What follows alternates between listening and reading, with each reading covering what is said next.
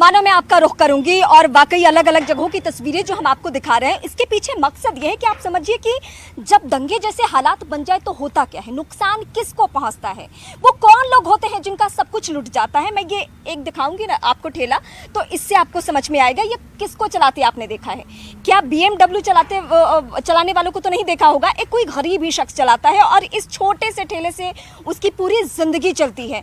रोजमर्रा का काम वो इससे निपटाए, उसके बाद क्या होगा, उसके घर में रात को चूल्हा जलेगा।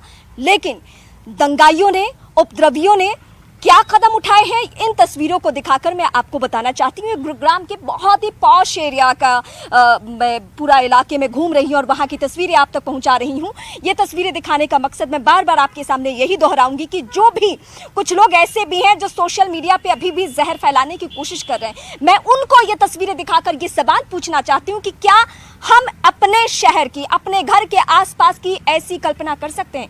क्या हम ये कल्पना कर सकते हैं कि हम जहां रहते हैं वहां इस तरीके से माहौल हो जाए? अगर हम अपने घर के बारे में, अपने पड़ोसी के बारे में ऐसा नहीं सोचते हैं तो फिर ऐसे जगह के बारे में हम क्यों सोचेंगे? लेकिन एक एक करके मैं एक रिपोर्ट दिखाऊंगी आपको। मानव की एक रिपोर्ट है गुरुग्राम के एक अलग हिस्से की, वहां पे क्या क्या उपद्रवियों ने कदम उठाए हैं ये दिखाते हैं। 31 जुलाई से हिंसा शुरू हुई, दो समुदायों में हिंसा हुई, लेकिन अब वो हिंसा कहीं ना कहीं गुरुग्राम पहुंची। और ये वो तस्वीरें मैं आपको दिखा रहा हूं जब देर रात कल तकरीबन 9 बजे के आसपास गुरुग्राम के सेक्टर 70 में कई दुकानों में और कई झुग्गियों में आग लगाई गई। जो तस्वीर आप देख पाएंगे, इससे आप समझ पाएंगे कि यहाँ पर शायद कोई कबाड़ की दुकान रही होगी, क्योंकि यहाँ पर बोतलें पड़ी हुई हैं, प्लास्टिक पड़ा हुआ है, तो ये कबाड़ की दुकान रही होगी। लेकिन सबसे हैरानी वाली बात यह है कि प्रशासन की तमाम सख्ती के बावजूद भी नूह से चलकर ये हिंसा अब गुरुग्राम तक पहुंच गई है। और गुरुग्राम वो शहर जहां पर तमाम फॉर्च्यून 500, तमाम MNCs के दफ्तर हैं, बड़ी बड़ी कंपनियां हैं, बड़ी बड़ी इमारतें हैं, और वहां पर भी अब ये हिंसा देखी गई है।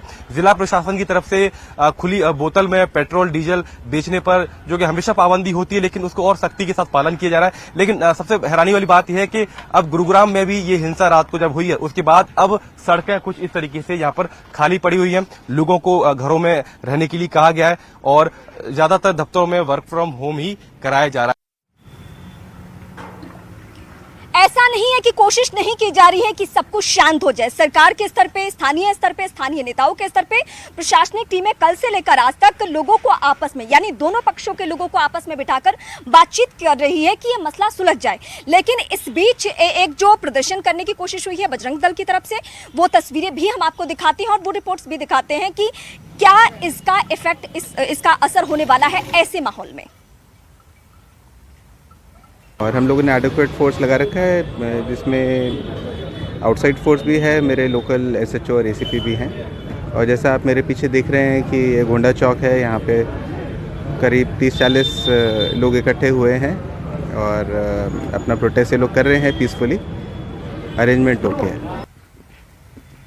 मैं सीधे अपने सहयोगी रवि सिंह का रुख करती हूं, क्योंकि खबर ऐसी भी मिल रही है कि दिल्ली के अलग अलग इलाकों में, खासकर बॉर्डर वाले इलाकों में चाक चौबंद व्यवस्था इसलिए कर दी गई है, पुलिस की मुस्तैदी इसलिए कर दी गई है क्योंकि दिल्ली भी से सटा हुआ इलाका है। ये मैं NCR में इस वक्त हूं और वहां पे मुस्तैदी रहनी बहुत जरूरी है। मैं सीधे रवि आपसे सवाल मुझे ये पूछना है कि कहां पे फ्लैग मार्च या फिर पुलिस की मुस्तैदी ज्यादा बढ़ चुकी है? रीमा, सबसे बड़ी बात यह है कि दिल्ली और हरियाणा के जो तमाम बॉर्डर है, और खास करके इस समय मेरी मौजूदगी दिल्ली के बॉर्डर पर है, दिल्ली फरीदाबाद बॉर्डर, ये बदरपुर बॉर्डर कहा जाता है। लेकिन सबसे पहले यहाँ पर पुलिस की डिप्लॉयमेंट भी दिखाएं कि बड़ी संख्या में पुलिस की डिप्लॉयमेंट है। और ये डिप्लॉयमेंट की वजह है कि यहाँ पर बजरंग दल के जो कार्यकर्ता हैं और VHP के बड़े नेता यहाँ पर आपसे थोड़ी देर पे आने वाले हैं। उनका प्रोटेस्ट मार्च है, प्रदर्शन है।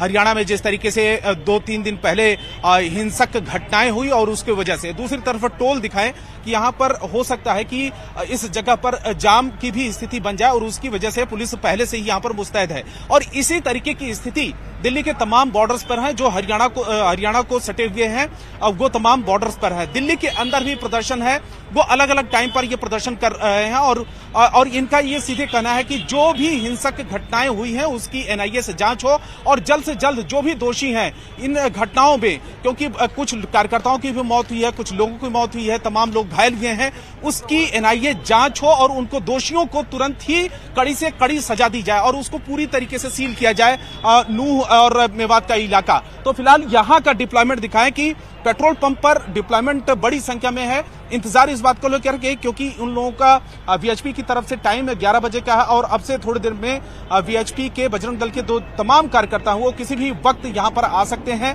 अगर वो आगे की तरफ कूच करते हैं या किसी तरीके से जाम की स्थिति बनती है तो उसको जाम से निजात दिलाने के लिए, लोगों को राहत दिलाने के लिए, जाम को खत्म करने के लिए तो यहां पर पुलिस की डिप्लॉयमेंट बड़ी संख्या में की गई है। और खास करके अगर यहां पर जाम की स्थिति बनती है तो हरियाणा यानी कि फरीदाबाद से दिल्ली और दिल्ली से फरीदाबाद के आने जाने वालों के लिए बहुत ज्यादा मुश्किलें हो जाएंगी। रीमा।